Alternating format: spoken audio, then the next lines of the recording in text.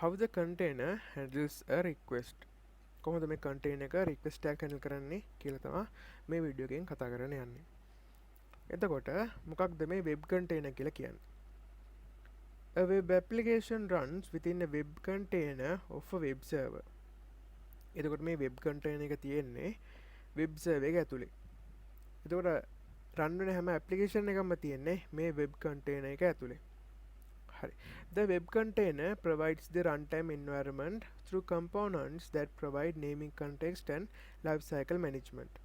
Some web servers may also provide additional services such as security and concurrency control. Web applications are composed of web components of other data such as HTML pages. Web components can be servlet JSP pages created with the Java Servlet Pages technology, web filters and web event listeners. These components typically execute in a web server and may respond to HTTP requests from the web clients. Servlet, JSP pages and filters may be used to generate HTML pages that are an application's user interface. They may also be used to generate XML or other format data that is consumed by other application components.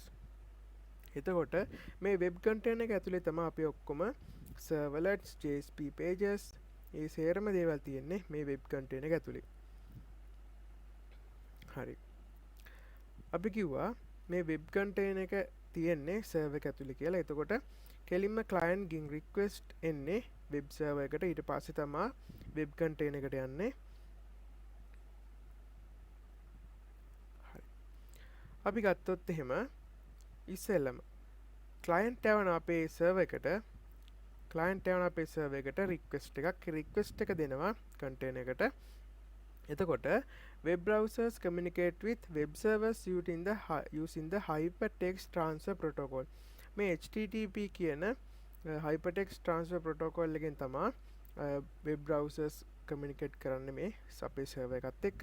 When you click a link on a web page, submit a form or run a search, the browser sends an HTTP request to the server. අපි මොකක් හරි link එකක් click කරද්දී ඒ වගේම form එක submit කරද්දී මොකක් හරි search කරද්දී එතකොට මේ browser එක server එකට send කරන්නේ මේ HTTP request. එතකොට මේ request එක අඩංගු වෙන්නේ මොනවාද? A URL identifying the target server and resource. URL එකක තියෙනවා. ඒ කියන්නේ දැන් හිතන්න අපි මොකක් හරි ක්ලික් කරනවා. අපි මොකක් හරි link එක ක්ලික් කරනවා. එතකොට ඒක යන්නේ මොකක් හරි specific location එකකට. එන්නේ location එකේ තමයි ඒ location එකට යන path එකට තමයි අපි කියන්නේ URL එක කියලා. URL එක අපිට මෙහෙම බලා ගන්න පුළුවන්. අපි ගත්තොත් ඉස්සෙල්ලාම තියෙන අපේ protocol එක. මේක HTTP වෙන්න පුළුවන්, HTTPS වෙන්න පුළුවන්. අපි බොහෝ දුරට පාවිච්චි කරන HTTP. secure පැත්තට යනකොට අපි HTTPS භාවිතා කරනවා. එතකොට domain name එක කියලා කියනවා අපේ authority එක අපේ www.example.com කියලා කියන්නේ මේක server එකක් තියෙන ඒ server එක නම් මෙතනට අපිට IP address එක දෙන්නත් පුළුවන්. ඊට පස්සේ දීලා මම මෙතනින් port number එක දීලා තියෙනවා. සාමාන්‍යයෙන් normal 8080 port එකේ ඉන්න නිසා මෙතන 80 කියලා තියෙනවා. ඒ වගේම ඊට පස්සේ අපිට තියෙනවා මෙතන path එක. අපේ specific location එකට යන්න ඕන path එක මෙතනින් දීලා තියෙනවා. ඒ වගේම එතනදී මොකක් හරි parameter එකක් request එකත් එක්ක එනවනම් ඒක අපි bind කරලා තියෙනවා මේ විදිහට key value pair එක මෙහෙම bind කරලා තියෙනවා. කියන්නේ user ගේ නමයි NIC එකයි enter කරනවා කියලා හිතන්නකො. එතකොට අපි ඒක get request එක යවනවා නම් ඒක bind කරලා යන්නේ URL එකේ. ඒ bind කරන විදිහ තමයි මේ තියෙන. ඒ කියන්නේ question mark එකක් එක්ක key values use කරනවා. ඒක එහෙම තමයි අපි parameters යවන්නේ get request එකකින්. ඊට පස්සේ a method that defines the required action. මොන method එකකින්ද මේ request එක එන්නේ? අපි බලමු. Request method indicates the method to be performed on the resource identified by the given server given request URL. The method is case sensitive and should always be mentioned in uppercase. මේ method කියන එක අනිවාර්යෙන් අපි capital වලින් ලියන්න ඕන. අපි බලමු පල්ලෙහින් methods වගේක් තියෙනවා. get method එක මම කලින් කිව්වා get method එක ගැන. The get method is used to retrieve information from the given server using a given URI. ඒ වගේම request using get should only retrieve data and should have no other effect on data. මේ get method එක අපි use කරන්නේ මෙතනදී කියනවා අපි data අපහු ගන්න වගේ දෙයක තමයි මේ get method එක use කරන්නේ. ඒ වගේම post method එක. A post request is used to send data to the server. For example, customer information, file upload, etc. using HTML forms. අපි HTML forms පාවිච්චි කළා user කෙනෙක්ගේ information වගේ යවන්න අපි පාවිච්චි කරන්නේ මේ post method එක. මොකද මම කලින් මෙතනදී කිව්වා අපි URL එකට bind කරලා තමයි key values යවන්නේ. එතකොට ඕනම කෙනෙක්ට බලා ගන්න පුළුවන් මෙතන යන්නේ මේ URL එකෙන් යන්නේ මොන data සහ ඒකේ values බලා ගන්න පුළුවන්. ඒක risk එකක් එතන තියෙනවා. මොකද data outside එකට එතනින් visible වෙන හන්දා. ඒක නිසා අපි බොහෝ දුරට ගොඩක් වෙලාවට අපි post method එක තමයි use කරන්නේ. මේ user information වගේ file uploading වගේ වැඩවලට post method එක තමයි use කරන්නේ. එතකොට get method එකෙන් අපි data බලන්න තමයි ගන්න. තව අපිට methods තියෙනවා. head, put, delete, connect option වගේ methods තියෙනවා. අපි ගොඩක් use කරන්නේ get සහ post method එක නිසා. දැනට use කරන්නේ get සහ post method එක නිසා මම මේ දෙක highlight කරලා කිව්වා. හරි. ඊට පස්සේ අපි ගත්තොත් එහෙම දැන් මෙතනදී request එක container එකට ආවා.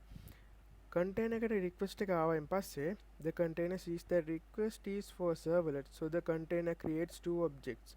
මේ request එක ආවයින් පස්සේ ඉස්සෙල්ලම හදනවා මේ container එක objects දෙකක්.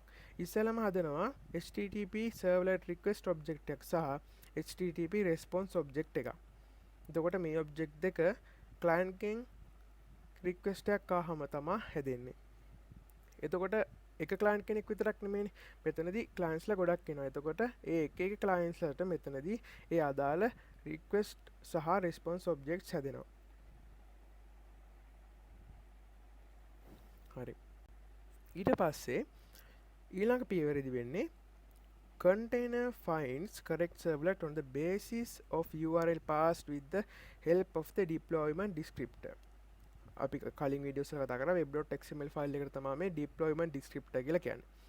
It creates or allocates threads for the request and pass request and response object to the servlet thread. මේකෙදි කියන්නේ container බලනවා හරි servlet එකට ද යන්නේ. ඒ කියන්නේ අපි URL map කරලා තියෙනවා. ඒ කියන්නේ එන request එකට අනුව මොන servlet එකද වැඩ කරන්න ඕනේ කියලා මෙතනදී container එක බලනවා. එම thread එකක් හැදිලා නැත්නම් thread එකක් create කරනවා නැත්නම් ඒ අදාළ thread එකට මේක allocate කරනවා. ඒ කියන්නේ request සහ response objects අපේ servlet එක threads වලට දෙනවා. ඒක තමයි මෙතනදී වෙන්නේ.